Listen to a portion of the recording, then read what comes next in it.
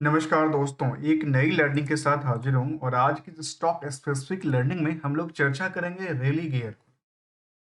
रेली gear एक ऐसी company जो अलग अलग सेक्टर में है। Lendings, retail broking, health insurance and Religare care foundation का कारोबार रहा है, जो कि इनके रेली गियर इंटरप्राइजेस लिमिटेड के अंदर जो कारोबार है उसमें ये सब डेटाबेस निकल के आती है। और इसके अलावा कि देखा जाए तो कंपनी कहती है growing with you every day, और as of the one of the कहते हैं इंडिया जो कि प्रीमियर फाइनेंशियल इंस्टीट्यूशन के तौर पे the contributing in the success and the growth of our customer big and small across the nation. जो छोटी और बड़ी कस्टमर की बात करते हैं उसमें इनका डेटा कहती है। यदि इनकी बिजनेस स्ट्रेटजी की तरफ देखें तो बिजनेसमैन के पास तीन तीन तरह के बिजनेस की बात करती है, जहाँ पे लेंडिंग्स का काम, रिटेल ब्रोकिंग्स, हेल्थ इंश्योरेंस, और जो फाउंडेशन का काम है वो क्या करती है मुझे नहीं पता, लेकिन ये कहती है जो हम करते हैं। चलिए, जो भी करती हो, इनसे आने वाले फायदे नुकसान की तरफ हम चर्चा करेंगे, क्योंकि स्टॉक मार्केट में लिस्टेड है। और पिछले कुछ दिनों से जब इनकी आप चार्ट की ट्रेंडिंग को देखें तो लगातार अपने bottom to bottom bottom to bottom को क्या कर रही है, ब्रेक डाउन करती हुई नजर आ रही है।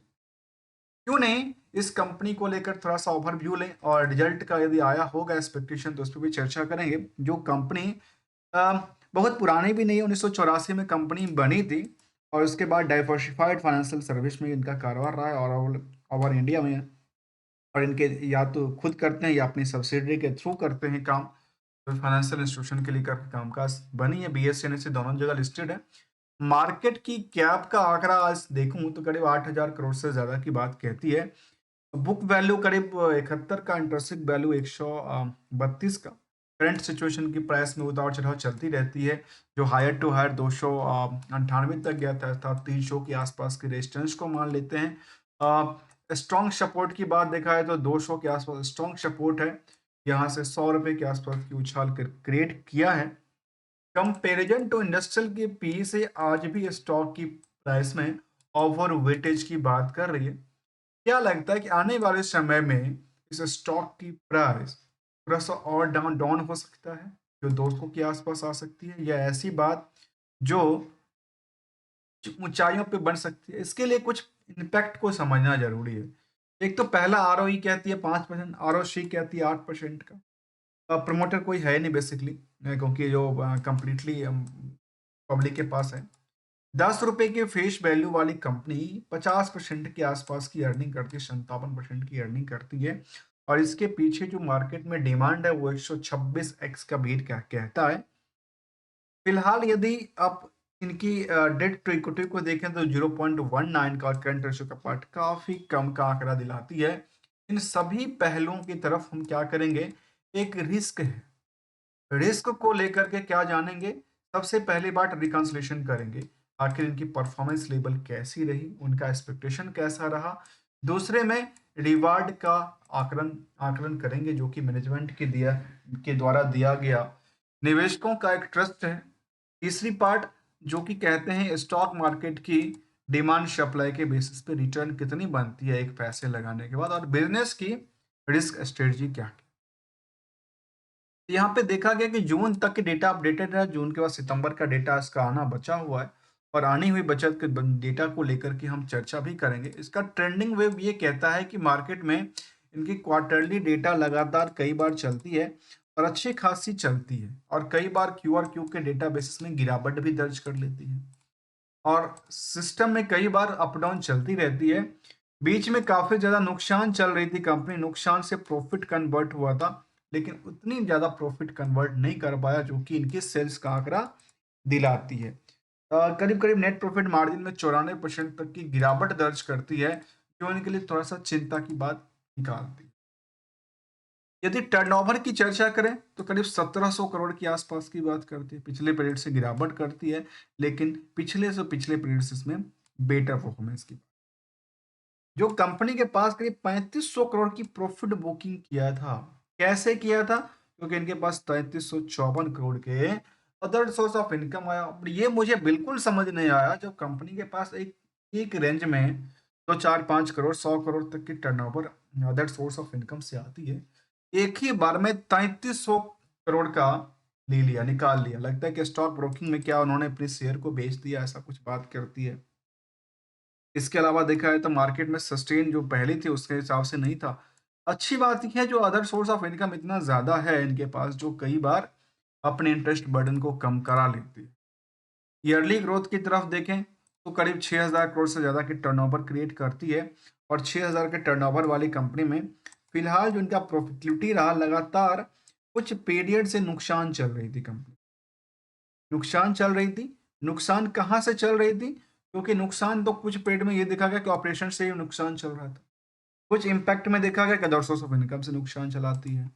कई बार यहाँ से, कई बार यहाँ से ओवरऑल नुकसान रहा मार्च 22 तक।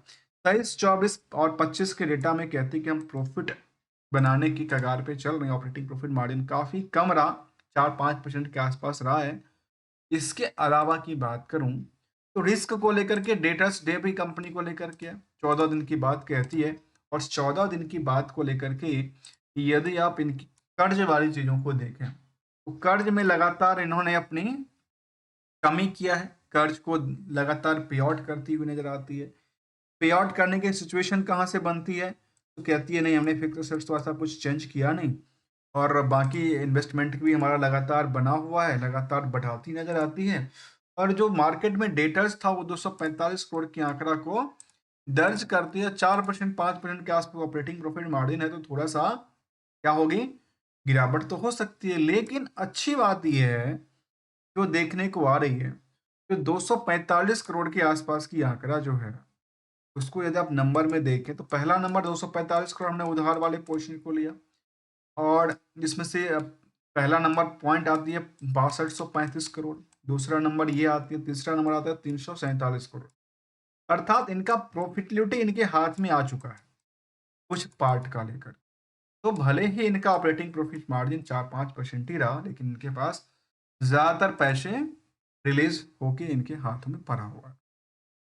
यदि केवल और केवल हम लोग बैलेंस शीट के फिगर को देख लेते हैं, इनमें भी कुछ इम्पैक्ट, कुछ कंक्लूजन निकल के आ जाता है कि अच्छा इनका सिचुएशन कैसा रहा। ये देखा गया कि नियर अबाउट इसमें कोई भी बड़ी हलचल देखने को नजर नहीं आई। जितनी ही लायबिलिटी क्रिएट कर रहे हैं उतने ही उनका एसेट्स भी वृद्धि दर्ज करती है। अब सवाल है इनको, यदि रेश ईयरली ग्रोथ की तरफ ध्यान दें तो कंपनी का ईयरली सेल्स लगातार बढ़ी है, प्रॉफिट भी बढ़ी, नियर अबाउट बढ़ती है। स्टॉक प्राइस सीजर उस अकॉर्डिंगली परफॉर्मेंस नहीं किया है एज अ टाइम फ्रेम की बात करूं तो, क्योंकि रिटर्न ऑन इक्विटी इनको बिल्कुल सपोर्ट नहीं देती।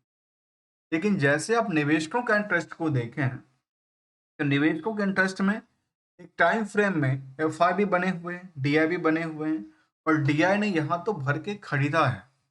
डीआई ने भर के खरीदा है सितंबर पीरियड में।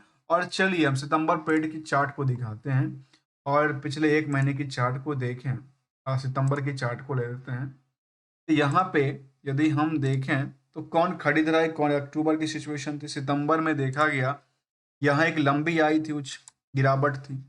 और लंबी गिरावट में देखिए जो कौन थी, डीआई, डीआई ने भर के यहाँ पे पोजीशन बनाया है। और इसके अलावा कुछ बल्क डील, तो फिलहाल तो ऐसा बल्क डील नहीं देखने को मिला है। लेकिन डीआई में कौन से ऐसे निवेशकों ने अपनी पोजीशन को बढ़ाया, तो देखा गया कि मोतीलाल ओसवाल इस कंपनी में अपनी पोजीशन, जिसका नाम है रेलीगेयर, उनमें अपनी पोजीशन को इंक्रीज किया है। मतलब मोतीलाल ओसवाल एक खुद बड़ी क्या चलाती है, अपनी खुद की बड़ी बड़ी म्यूचुअल फंड्स होल्ड करती है, पोर्टफोलियो एनालिस्ट का काम करते हैं, वो इस कंपनी में अपनी पोजीशन को बढ़ाई है।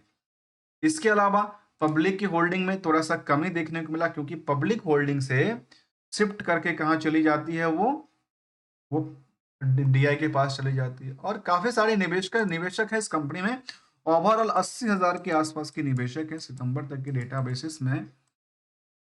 लेकिन यदि केबल और केबल हम लोग ये डेटा देख लेते हैं कि अच्छा यहाँ तो एक लंबी गिरावट दर्ज करती है, तो भाई कोई ना कोई यहाँ भी आज कोई खरीदने के लिए बैठा है, जिनको लगता है कि मार्केट यहाँ से बुल हो सकता है।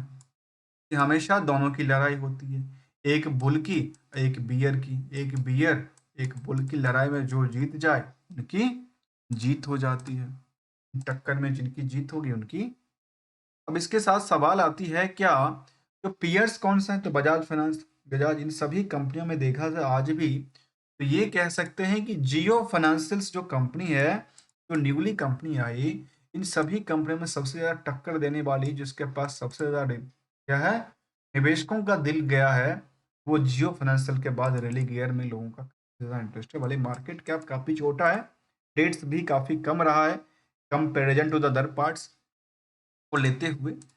इसके अलावा की बात करें तो कंपनी में जो अदर इम्पैक्ट में देखें तो कंपनी का जो निवेशकों की तरफ से यदि मैनेजमेंट की तरफ से कुछ लेना देना होगा, तब उसमें एक नज़र हम डाल लेते हैं। कंपनी 2010 के बाद डिविडेंड और कुछ देना बंद कर दिया, इशू करना बंद कर दी।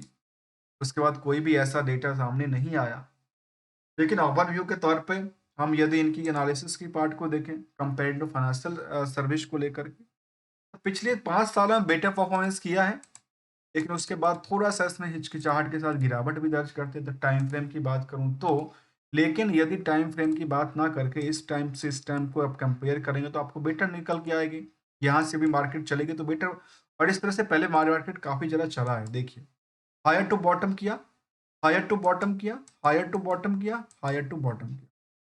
मार्केट इसी अकॉर्डिंगली चलता है, इसका ट्रेंड वे यही कहता है, लेकिन गोल्डन रूल हमेशा अप्लाई करना चाहिए, अदरवाइज काफ़ी ज़्यादा नुकसान, काफ़ी ज़्यादा फायदे की प्रति हो सकती है। गोल्डन रूल क्या कहता है? जो मार्केट में तो इंटरेस्ट को देखना ज़रूरी है, आखिर कितनी वॉल्यूम आ रही है। वॉल्यूम ये दर्शाती है जो ट्रेंडिंग क्या है। अब इसमें गोल्डन रूल कौन सी अप्लाई, जिन लोगों ने पिक पे लिया, तो सबसे पहले अपनी खुद की एक टर्म पॉलिसी बनाइए। एक टर्म कितनी है, हम जब किसी इंटर कर रहे हैं तो हमारी टर्म कितनी है, 1 साल, 2 साल, 4 साल के लिए, उसमें एक्सपेक्टेशन कितना करते हैं, तो जहाँ पे लिया उसको न्यूट्रल मानते हैं। ये स्टॉक मार्केट है तो रिस्क होगा, रिस्क हम पर्सनल लाइफ में भी लेते हैं, तभी तो इंश्योरेंस लेते हैं। प्रॉफिट जब दिखता है तो उसको बुक करना चाहिए, और इसमें एक टर्म प्लस परसेंटेज को बिल्कुल ध्यान रख करके, और रिस्क को हमेशा मिनिमाइज करना चाहिए। इसमें नहीं कि हेज करते रहें। मिनिमाइज का मतलब होता है ऐसा, हेज मतलब नहीं होता है। हेज में तो मतलब पूरा पूरा फंड लुट या डूब जाती है। इसके लिए एक प्रिंसिपल्स और एक डिसिप्लिन की जरूरत होगी, उसको लेकर के समझा जा सकता है, किया जा सकता है। कंक्लूजन क्या निकलता है, यदि इसमें डीआई ने अपनी पोजीशन बढ़ाई है तो प्रेशर बना रही है रिटेलर के पास, जो आप बेचो और हम खरीदने के लिए बने हुए हैं। मिलेंगे हमारे साइड से कोई भी कंपनी को लेकर कोई भी ट्रेडिंग और एडवाइजरी के बाद बिल्कुल शामिल नहीं है। Only learning point of view से हम इसको स्टडी करते हैं और आपके सामने एज अ लाइव रखते हैं। तो यदि इनकी पार्ट को देखें कुछ सेगमेंट वाइज होगा तो इसमें हम देख सकते हैं कि आखिर सेगमेंट वाइज उन्होंने कौन सी अपडेट दिया था। तो सेगमेंट वाइज भाई ब्रोकिंग सर्विस से आती पैसा, या इनके पास जो पैसे आते हैं वो किस सेगमेंट से सबसे ज़्यादा आती है। तो असल उन्होंने डेटा की बात कहा कि इनके पास इन्वेस्टमेंट और फाइनेंशियल एक्टिविटी, अर्थात स्टॉक मार्केट की फाइनेंस जो ब्रोकिंग उसमें सर्विस है उसमें कामकाज करती है। सपोर्ट सर्विस अर्थात मुझे लगता है कि शायद वो प्लेज वाली सर्विस में देती होगी, जबकि ब्रोकिंग रिलेटेड एक्टिविटी कुछ भी नहीं है, इंश्योरेंस कुछ बचा नहीं है कंपनी के पास। केवल और केवल आजकल क्या करती है, इन्वेस्टमेंट और फाइनेंशियल एक्टिविटीज़ में इनका डील करती नज़र आई है, और इसमें इनका डेटा सामने आया है। मिलेंगे जहाँ तक कंक्लूजन तो देखें तो कंपनी डेट्स लगातार फ्री डेट्स को कम कर रही है और प्रॉफिटेबिलिटी अच्छी खासी बना रही है, और इनका अदर सोर्स ऑफ इनकम काफ़ी ज़्यादा रहा है कंपेयर टू द बाकी पार्ट्स को लेकर के। मिलेंगे कुछ नए स्टडी के साथ, तब तक के लिए थैंक यू और एंजॉय दोस्तों।